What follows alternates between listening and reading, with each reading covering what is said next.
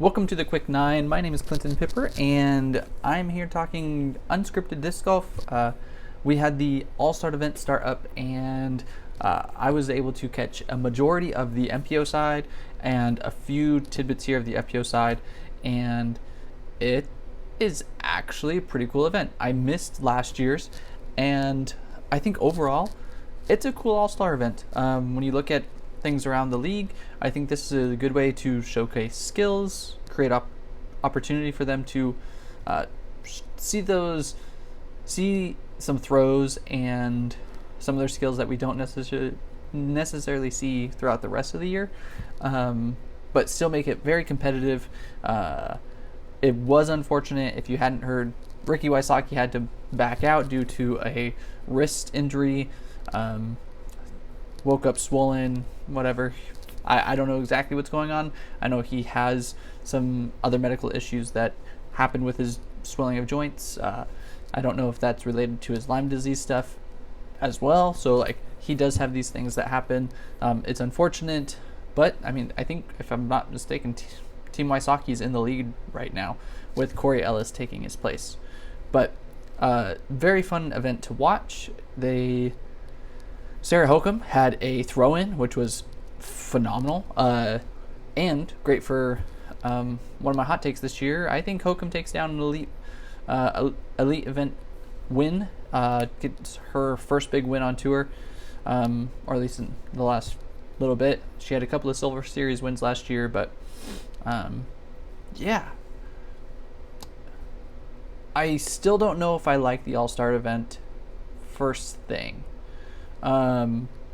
It is kind of weird to have it before the season starts and those type of things, because these guys are trying to get ready for the season opener and those things, but it's not the worst thing. I don't know where they would kind of set it up, because that mid-season break kind of ends up being the European Open, and so with people going over to Europe and traveling back, I don't think that's a good time for it either. And then if you push it too far, then you're getting into the playoffs, and you don't really want to make it too close to that either. So I just don't know where to fit in the All-Star break, because I feel like there are so many other things that are more important than playing in this event, that maybe at the beginning of the year actually makes the most sense. Because as much as each event can score you points for the Tour Championship and those things, having it before the first event of the year is very different than having it before a major or before playoffs. And so I think this works for the Disc Golf Pro Tour right now. And one other thing I did want to touch on, the distance competition. I think the rollers are lame. I think if you wanted to have a rollers competition, sure, but we want to see some massive air shots. And as skilled as it is for Kyle Klein to throw a 660 foot roller that stayed in bounds, that's absolutely absurd. None of us are doing that. And Kyle Klein laid down 3 rollers, and I think all of them were over 500 feet, 600 feet, and all of them stayed in bounds, which is crazy. Kevin Jones, he threw 6 rollers. Not all of them stayed in bounds. A couple were very short. He did have a 660, but wasn't enough to overtake Kyle Klein. So far, I'm going to give the All-Star event weekend a solid B+. I'm very excited to see them actually play disc golf tomorrow, not just do the competitions. So yeah, I've enjoyed that. Next up on the docket, I did a fantasy disc golf draft with a couple of the guys in the industry, Evan Kearns from Statmando, Chain Clankers, the Matthew from Chill Discs was wow, why am I forgetting his actual podcast name. He did it for his podcast. And so, hold on real quick. Yeah, and this is what you get: uncensored disc golf. Chill Disc Days podcast. He put it on, invited some of the a few other creators and fantasy disc golf guys to compete in a little draft, and that was a lot of fun. Unfortunately, I missed out on the majority of like the podcast side of it because I had to take my kid to the doctor, but I was able to draft against them, and I went back and listened to the podcast, and it was really interesting to hear them play out why they were drafting who they were and trying to guess who I was going to draft. Very fun. If you want to give them that a listen, I will actually put a link to, if I can find a link to the actual podcast, I'll put that in the description below, but I will put Matthew's Twitter down there. So, and you can find it on from his Twitter. So I am super into fantasy sports in general, and fantasy disc golf is no different. It has been a crazy time, and I have not put in the work, as much work as I've wanted to prep the season for fantasy, but I've been able to get a couple of drafts in, and I think I've got one more scheduled, maybe two, and I will be doing videos on survivor picks before each event as well. So if you like fantasy sports at all, give me a subscribe. I will be putting out plenty of content around fantasy sports this season. Other things that are going on, I haven't talked about Gannon Buhr leaving Prodigy, and I do kind of like the conspiracy theory, the fact that he's actually not leaving Prodigy, and this is just his way of building suspense and kind of a showmanship of it. Calvin Heimberg extended with Innova like months ago, and it was hardly talked about. And that's how I feel like a lot of extensions go. It's just like, oh, this person's staying with this company, great.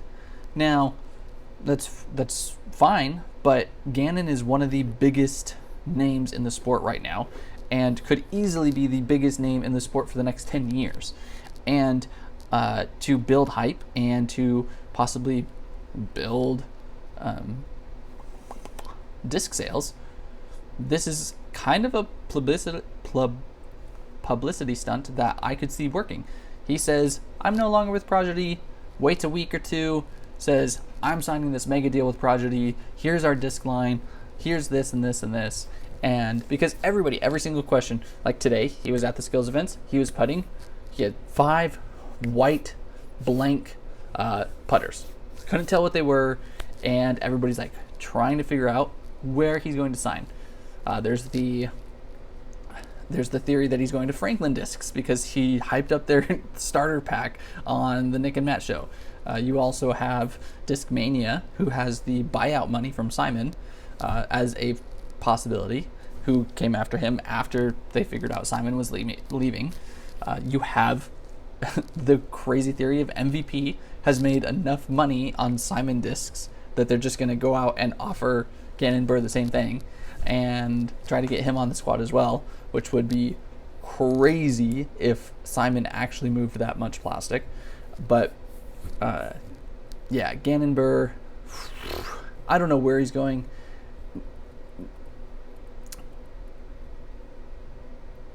Yeah, I don't know. It's going to be really interesting. He seems like somebody I could see going open bag as well. I do wonder if he's ready for that though, because I do think the Disc Golf Pro Tour will get to a point where not everybody's going to be just sponsored by one company. Brody Smith has talked about this a lot. If you'd like a company set of putters, set of mids, set of drivers, I do think that is going to be a possibility in the future. And maybe not right now, but if there's somebody who wanted to try to get that deal done, I think a few companies would be perfectly fine signing Buhr to throw just a portion of his bag. He is that transcendent of a player. He's only 17, 18 years old and already one of the top 5 players, and anybody's going to want to get him to be a part of their team. So he is definitely somebody who can make that change happen. But we don't know yet. He's been walking around with unmarked discs all week, apparently, at the All-Star event, and I haven't seen any other leaks come through. So that's going to be a interesting thing to look forward to. And with that, Las Vegas Challenge is next weekend. So season has come up quick, and I am super excited.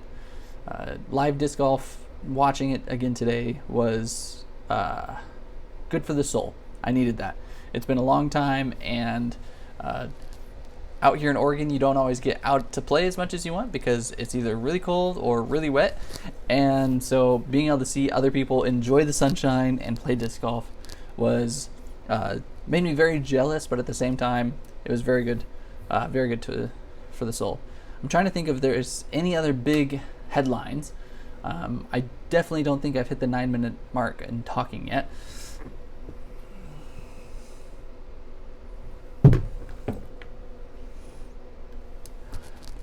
Or maybe I have. Who knows? But I think that's going to be it for today. This might have been a quicker 9. Maybe it was a speed run. But thank you for joining in. Signing off. I will be back next week for the preview show for LVC, Survivor show for Survivor picks on Skip Ace, and I think I have one more video planned, but I'm going to keep that one kind of as a secret. So you'll have to come back to my channel to figure it out what that video is. All right. Peace out. Have a great one. Enjoy All-Star Weekend.